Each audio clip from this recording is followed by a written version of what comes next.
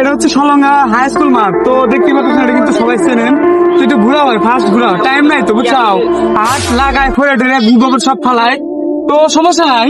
তো 10 দিন ভালো আমি সাফ করবো, এতে মরা আসটা ফালাইছে, পোকা বার হয়েছে।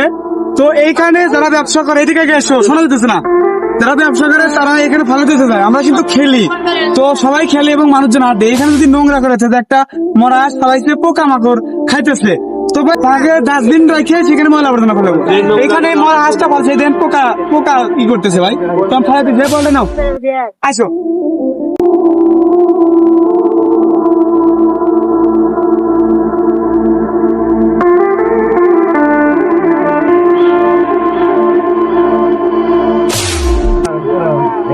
তো ভাই যাই হোক, আপনাদের সলঙ্গাবাসীর কাছে অনুরোধ, আপনার যেখানে নোংরা রাখেন সমস্যা নাই, আমাদের মাঠটা আমরা খেলি, তো মাঠটাতে হাঁস মরে গেছে, পোকা ধরছে, এগুলো জিনিস রাখেন না, কারণ এখন ছোট বড় সবাই দেখেন।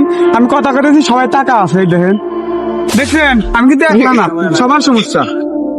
তো যাই হোক, আপনাদের কাছে অনুরোধ, ইনশাল্লাহ মাঠটা নোংরা আবর্জনা ফেলে